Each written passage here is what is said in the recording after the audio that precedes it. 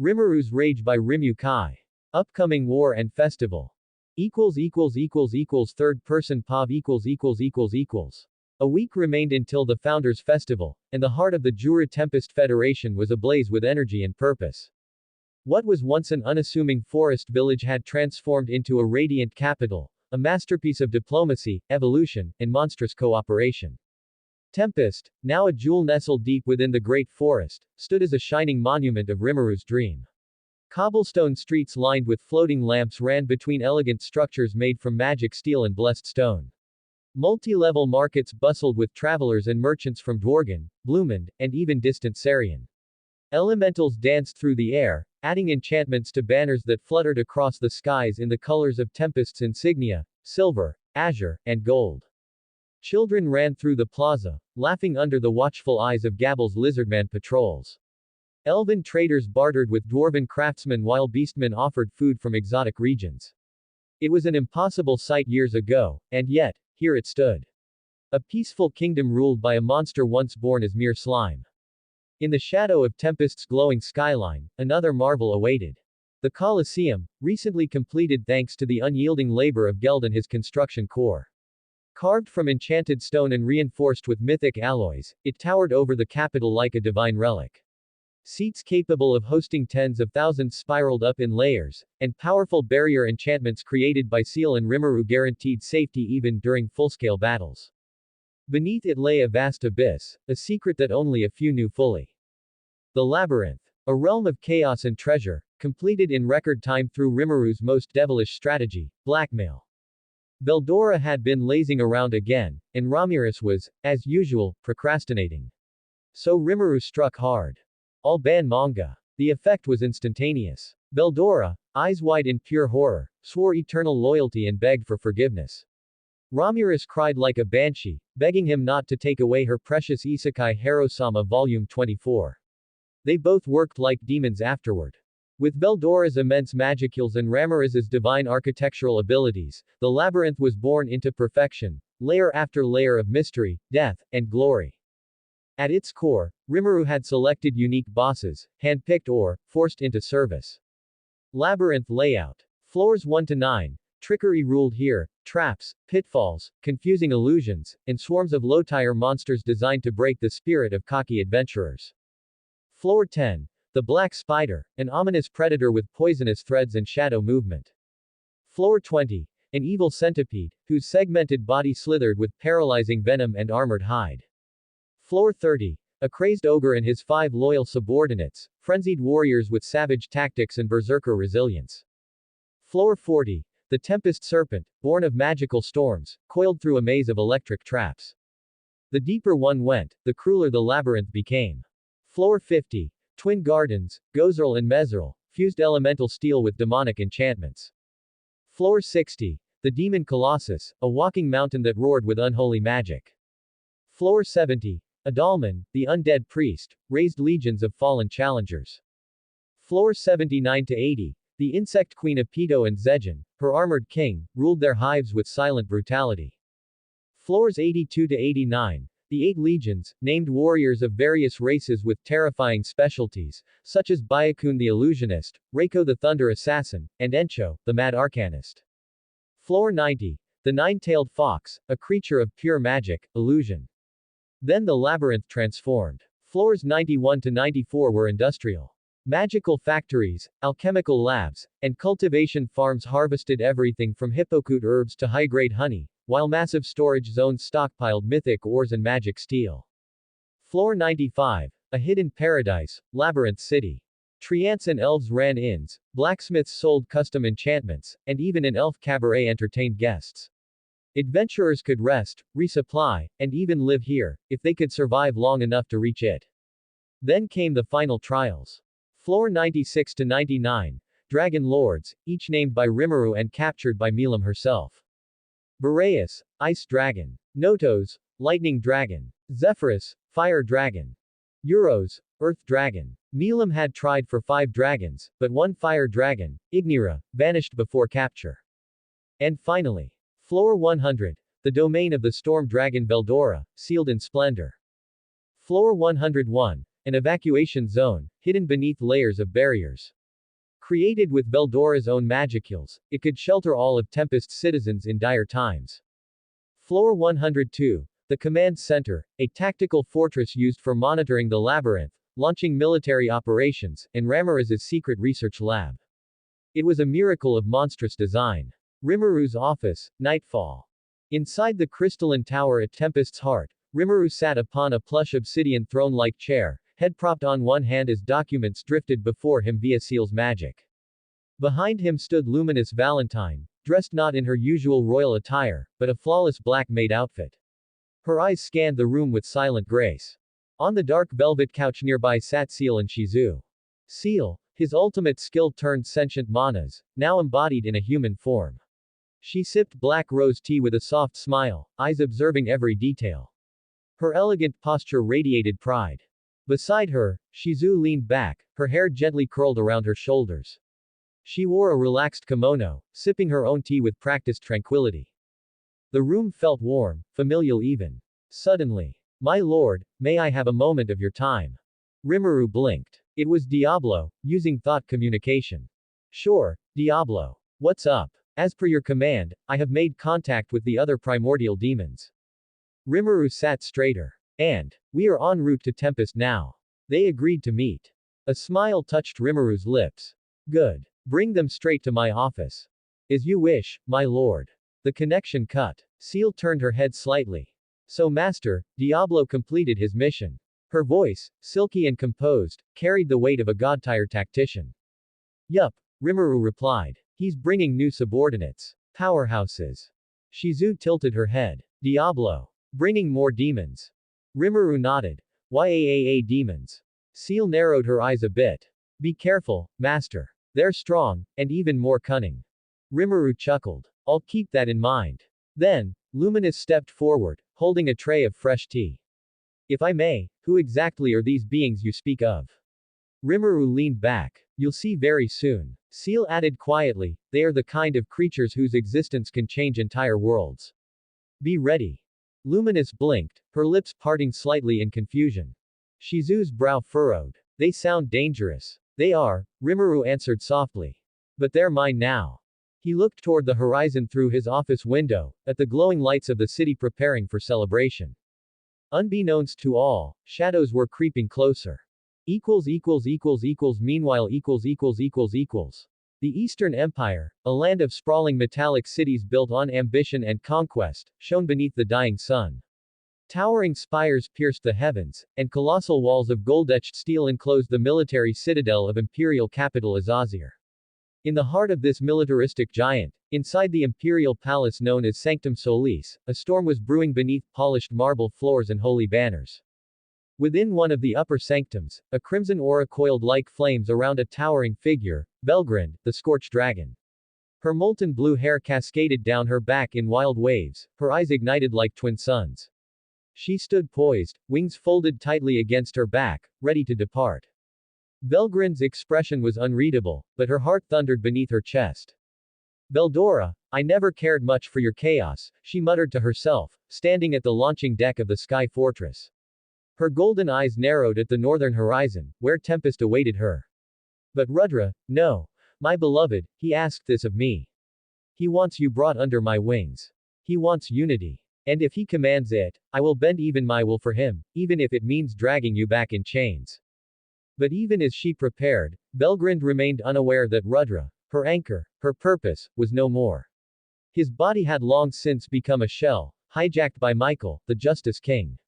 Worse still, Belgrind herself, the proud true dragon, was being subtly manipulated by her own ultimate skill, Charity Lord Ragal. Designed to enforce obedience under the guise of love, the skill worked relentlessly to bind her mind to Michael's will. The fortress gates opened. With a surge of heat and fury, Belgrind took flight, her wings unfurling like crimson banners.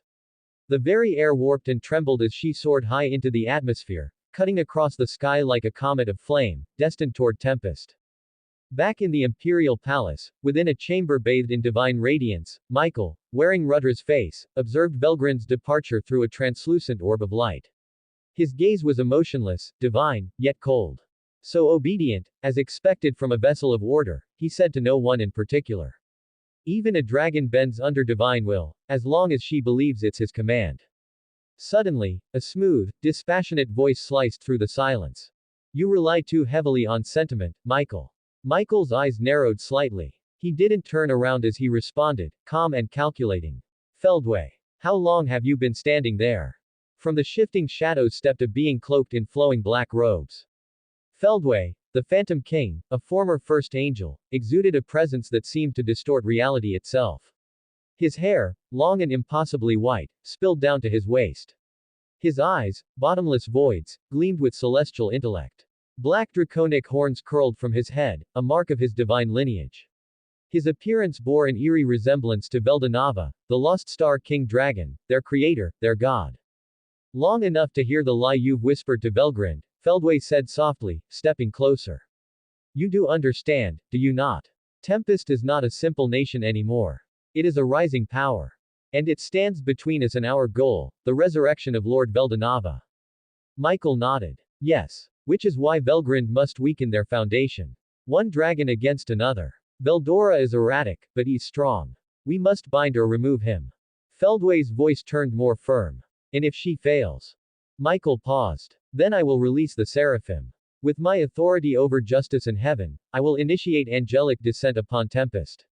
They will be overwhelmed. Feldway tilted his head slightly, amused. You sound confident. But have you forgotten who resides in Tempest? Veldora. Even Milam, she is. Michael interrupted, his voice colder. Milam is Velda's daughter. Taking control of her would be a betrayal. Feldway's black eyes flashed. We don't follow bloodlines. We follow Velda. If Milam must be bent to our will to resurrect him, then so be it. Brother, sister, daughter, it matters not.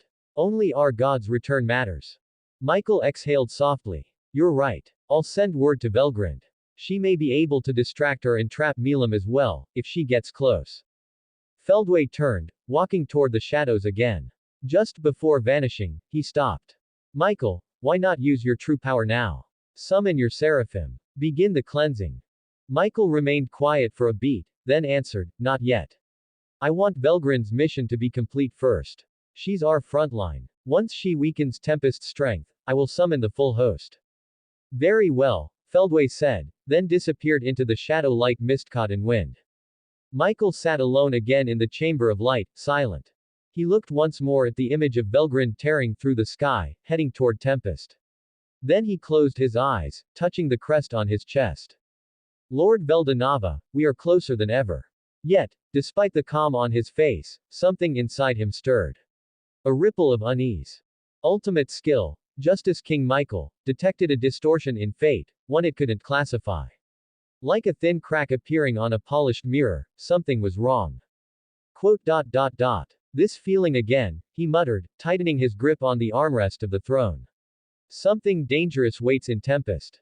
Even Feldway had felt it. A silent change, a distortion in destiny they hadn't foreseen. A power hidden from the angel's gaze. A new factor was in play. But who? Or what? Still, Michael, ever composed, calmed his nerves. No matter. We are the will of heaven. Even fate must obey. He stood, the light of the seraphim shining behind him, their weapons and wings ready to descend. Velgrind, complete your task. Then we will bring about judgment. Back in Tempest Within the heart of the storm that was Tempest, silence ruled.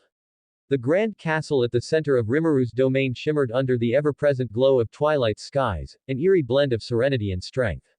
The city outside bustled with life and power, yet within the upper tower chambers of the demon lord's stronghold, a profound calm had settled.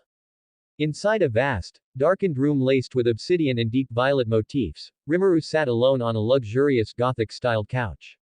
The air was heavy with the faint scent of blood roses and burning incense, flickering candles casting golden shadows upon the walls.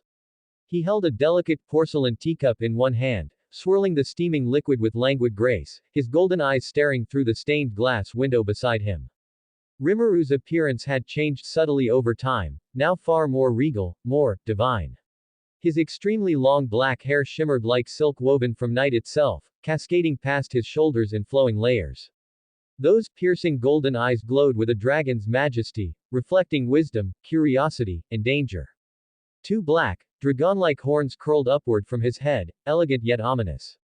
His androgynous features held an ethereal beauty, powerful yet soft, calm yet commanding.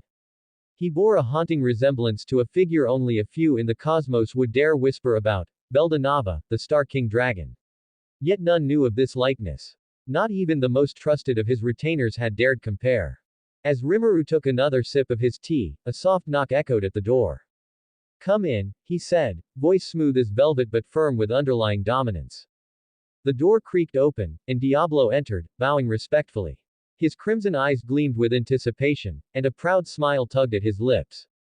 "My lord, I have brought them." Rimuru gently placed his teacup down and leaned back, one leg crossing over the other with practiced grace. "Let them in." Diablo turned toward the door. "You may enter." The room seemed to darken as three women stepped through the threshold. The air around them shimmered with chaotic energy, the power of primordial demons. The first was tall, elegant, and radiated cold authority, Blanc, the primordial white. Her crimson eyes held ancient wisdom, and her long white hair draped like a waterfall of moonlight over her regal figure. She said nothing, but her gaze flicked immediately to Rimuru, unblinking. Next came John, the primordial yellow. With blonde hair, sharp blue eyes, and the air of a rebellious schoolgirl, she strutted in with arms crossed and a smirk dancing on her lips. There was fire in her aura, a wild storm barely contained. Last was the smallest of the trio, Violet, the primordial purple. She looked like a loli with lavender hair and purple eyes, but the way she moved was that of a seasoned predator.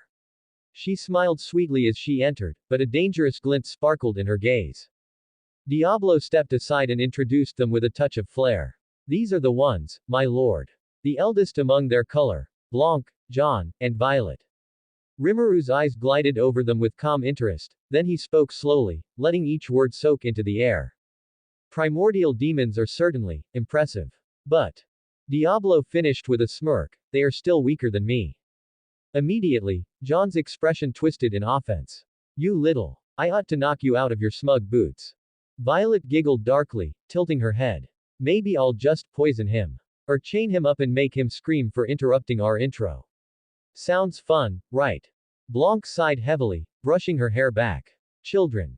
Diablo's eyes narrowed, glowing with demonic pride. "Control your pitiful mouths in front of my lord, Rimuru-sama. If not, I shall." "Enough, Diablo." Rimuru's voice cut through the room like a blade wrapped in silk. Diablo instantly bowed, retreating one step. "My apologies, master."